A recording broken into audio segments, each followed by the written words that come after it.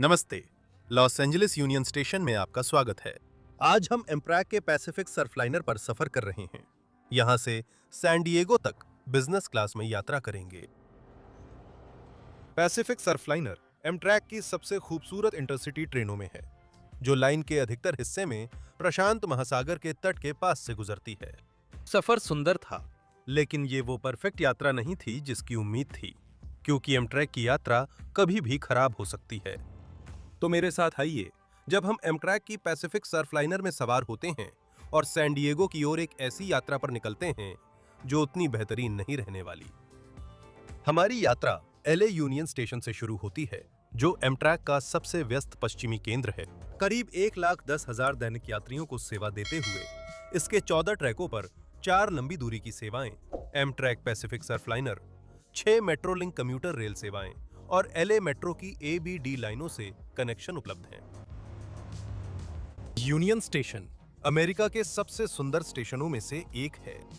1930 के दशक में बनी स्टेशन हॉल में ऊंची छतें और झूमर, सुनहरे अलंकरण और एक शानदार टाइल वाली फर्श है।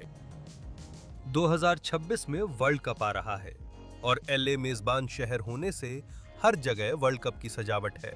मुख्य हॉल में घड़ी किक ऑफ तक सेकंड गिनती है, दीवारों पर बैनर हैं और प्रतीक्षालय के बीच एक बड़ा फुटबॉल यात्रियों को वैश्विक टूर्नामेंट याद दिलाता है।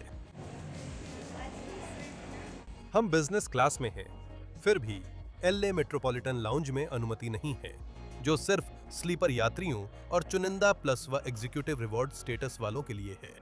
हम ज्यादा कुछ मिस नहीं कर रहे हैं, क्योंकि लाउंज छोटा, भीड़-भाड़ और स्नैक्स अच्छे नहीं हैं। लेकिन वैसे भी हम कुछ ही मिनटों में यहां बोर्डिंग करने वाले हैं, तो कोई चिंता की बात नहीं है।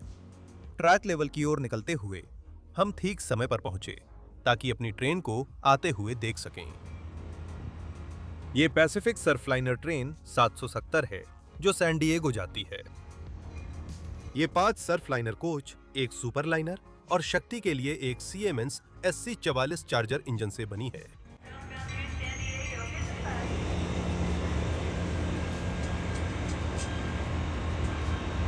आज की ट्रेन के 2 आगे के डिब्बों में बिजनेस क्लास है। ट्रेन में चढ़ते ही हमारे सामने एक समस्या आती है, क्योंकि ये पूरी तरह भरी है। इसका मतलब है कि शुरुआती कुछ स्टॉप्स तक विंडो सीट नहीं मिलेगी, लेकिन कम से कम सुपरलाइनर में सीट तो है। उम्मीद है समुद्र तक पहुंचने से पहले हमें ट्रेन की दाईं विंडो सीट मिल जाएगी। जैसे ही बोर्डिंग पूरी हो जाती है, हमारी ट्रेन एलए से निकलती है और हमारी 2 घंटे 57 मिनट की यात्रा सैन डिएगो के लिए शुरू हो जाती है। एलए से दक्षिण जाते हुए पहले घंटे में देखने लायक ज्यादा कुछ नहीं है। सौभाग्य से समय बिताने के लिए कुछ देखने लायक चीजें हैं। पहली चीज, पहले बिजनेस क्लास डिब्बे में मिलने वाले मुफ्त स्नैक्स और ड्रिंक्स हैं। बिजनेस क्लास यात्रियों को नाश्ते में कॉफी, संतरे का जूस, पानी और पैक की गई पेस्ट्रीज मिलती हैं। दोपहर में यात्रियों को स्नैक पैक के साथ सॉफ्ट ड्रिंक, वाइन या 12 औंस लेगर बियर में से एक चुनने का विकल्प मिलता है। पेस्ट्रीज काफी अच्छी हैं। इन्हें रोजाना एक स्थानीय बेकरी में ताजा बनाया जाता है और इनमें कुछ विकल्प भी होते हैं। हालांकि मुझे कुछ थोड़ा ज्यादा भरपेट होता तो अच्छा लगता। नाश्ता खत्म करते ही हम फुलरटन से निकल जाते हैं और किस्मत से एक पंक्ति भी खाली मिल जाती है। ये बाईं तरफ है, इसलिए जैसे लोग उतरेंगे हमें दाईं विंडो सीट पर भी ध्यान देना होगा। हालांकि हमारी खाली पंक्ति हमें 1 मिनट देती है कि हम अपने सर्फलाइनर में बैठने की व्यवस्था देख सकें। मैं सर्फलाइनर कहता हूं, पर आज हम एम्ट्रैक सुपरलाइनर कोच में हैं। हर कोच सीट में पैर फैलाने के लिए बहुत जगह मिलती है, लगभग 2.5 फीट की जगह। सीट के पीछे से एक फुटरेस्ट नीचे की ओर मुड़ जाता है, जिसके पीछे एक सीट बैक पॉकेट होती है। ट्रे टेबल सामने वाली सीट से नीचे की ओर मुड़ती है और उपयोगकर्ता की ओर स्लाइड होती है, ताकि इस्तेमाल करना आसान हो। हर पंक्ति के ऊपर सामान रखने की रैक में 2 लाइटें लगी होती हैं। सीट को पावर खिड़की के नीचे 2 सामान्य आउटलेट से बिजली मिलती है।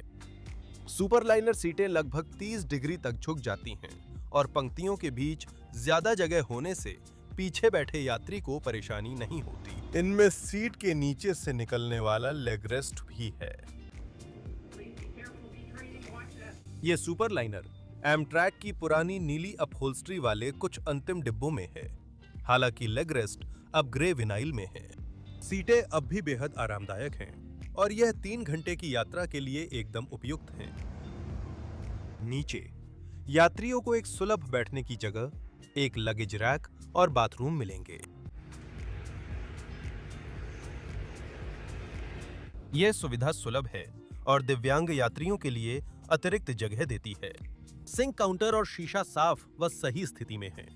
तिरछा टॉयलेट सीट ट्रांसफर में सहायक है। यह पुराना जरूर है, लेकिन काम करता है और एमट्रैक में यही मायने रखता है। जैसे ही हम सांता आना से निकलते हैं, हम अपनी सीट पर लौट आते हैं और अरवाइन की ओर तेज रफ्तार लाइन पर तेजी से आगे बढ़ने लगते हैं। यह सर्फ लाइनर ट्रेनें 90 मील प्रति घंटे की रफ्तार से कम्यूटर रेल स्टेशनों से गुजरती हैं।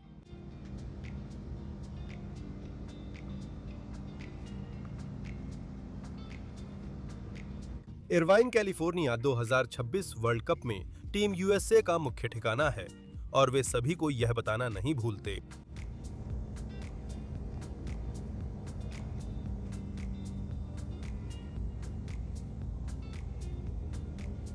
आज सुपर लाइनर तकनीकी रूप से बिजनेस क्लास है, जबकि सर्फ लाइनर ट्रेनों में आमतौर पर सिर्फ सर्फ लाइनर कोच होते हैं। बिजनेस क्लास सर्फ लाइनर सीटों का हाल ही में नवीनीकरण हुआ है और अब ये पुराने एसेला बिजनेस क्लास कोच जैसी दिखती हैं। असल में इनमें वही सामग्री इस्तेमाल की गई है जो पुराने सेट्स में थी, इसलिए इनका लुक भी एक जैसा है।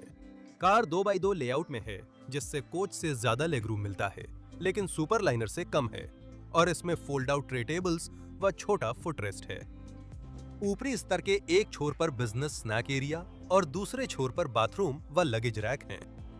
बाथरूम छोटा है, लेकिन पूरी तरह से काम करने लायक है, जिसमें सभी सामान्य सुविधाएं मौजूद हैं।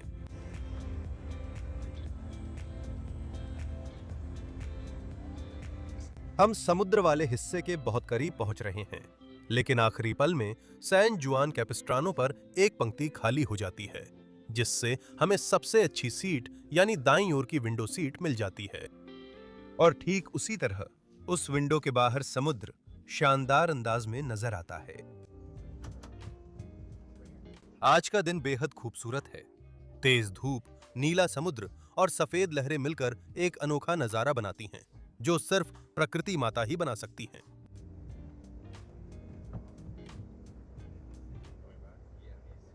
सैन क्लेमेंटे समुद्र किनारे हमारी एकमात्र रुकावट है।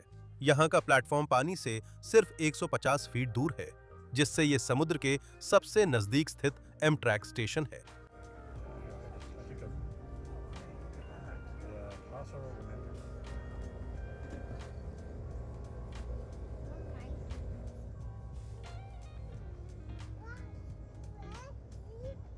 कुछ देर के लिए हमारा दृश्य बंद सैन ओनोफ्रे न्यूक्लियर जनरेटिंग स्टेशन के 2 गुंबदों से ढक जाता है। जब यह प्लांट चालू था, तब ये 2.2 गीगावाट बिजली पैदा करने की नाम मात्र क्षमता रखता था। स्टीम जनरेटर में खराबी से प्लांट बंद हुआ और अब इसकी अधिकांश संरचनाएं ध्वस्त हो चुकी हैं।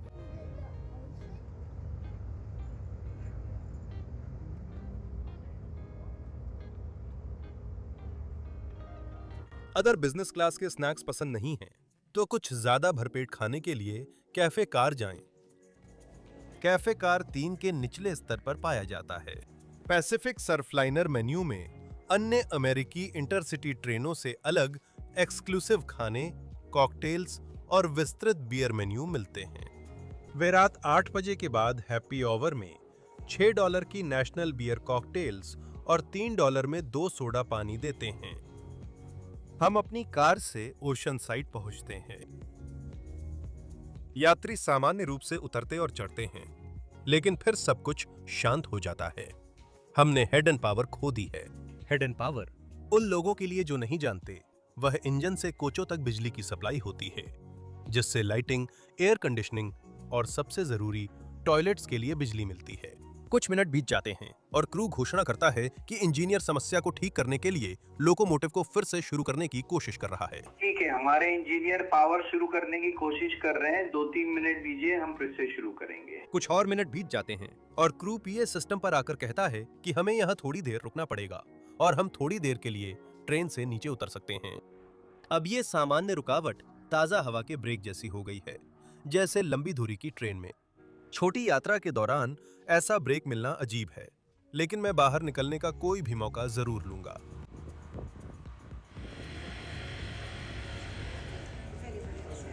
और फिर ट्रेन के पास एक हलचल शुरू हो गई। यात्री बैग लेकर उतरने लगे। सभी कोस्टर कम्यूटर रेल प्लेटफॉर्म की ओर बढ़ रहे थे।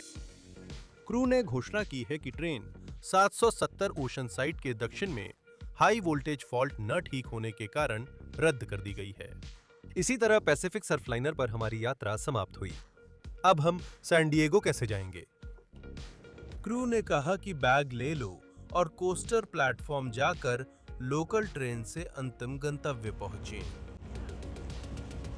हम आगे की ओर जाकर सीट लेते हैं और दक्षिण की ओर यात्रा के दूसरे चरण के लिए जम जाते हैं।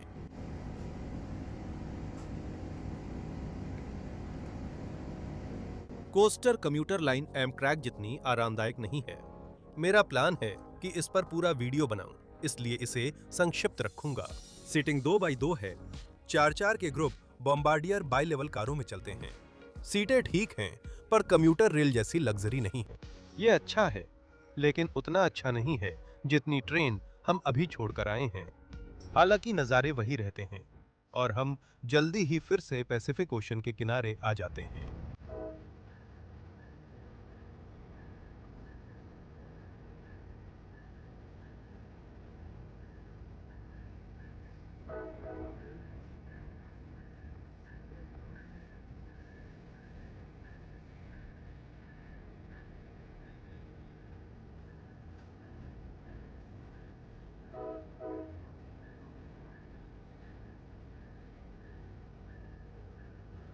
हमारी ट्रेन रद्द हुई और एक ट्रेन के नाराज यात्री आ गए। अब एमट्रैक ने इसे कैसे ठीक किया? शुरुआत के लिए मुझे एमट्रैक की तरफ से हमारी यात्रा के अगले दिन एक माफी वाला ईमेल मिला, जिसमें साफ लिखा था कि 5 से 7 कार्य दिवसों के भीतर एक ट्रांसपोर्टेशन वाउचर दिया जाएगा। और 5 दिन बाद एक और ईमेल आया, इस बार हमारे वाउचर के साथ। तो इसकी कीमत क्या थी? मैंने $55 दिए थे और वाउचर की कीमत भी ठीक उतनी ही थी, पूरे $55। एमट्रैक ने अपनी गलती मानी और उसे सही किया। इसके लिए उनकी तारीफ करनी होगी। यह सीधा रिफंड नहीं है, लेकिन मैं अक्सर एमट्रैक पर लौटता हूं, इसलिए वाउचर भविष्य में काम आएगा। सैन डिएगो पहुंचने से पहले हम सोरेंटो वैली, कैरल कैनियन और रोज कैनियन से गुजरते हैं, फिर उपनगरों में पहुंचते हैं।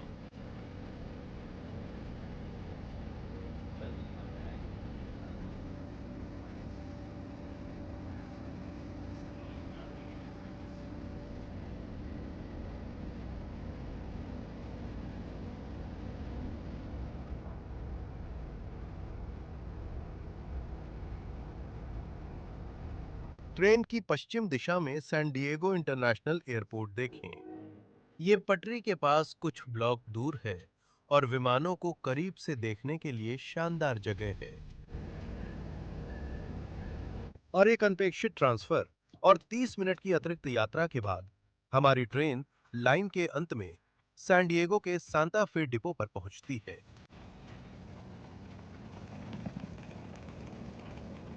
अब जब यात्रा पूरी हो गई है, तो आज का वीडियो यहीं समाप्त करते हैं। अगले हफ्ते हम शिकागो से पोर्टलैंड एम्पायर बिल्डर ट्रेन से लंबी यात्रा करेंगे। अंतहीन आसमान, मीलों तक फैली घास के मैदान, शानदार पहाड़ और घंटों तक नदी के दृश्य।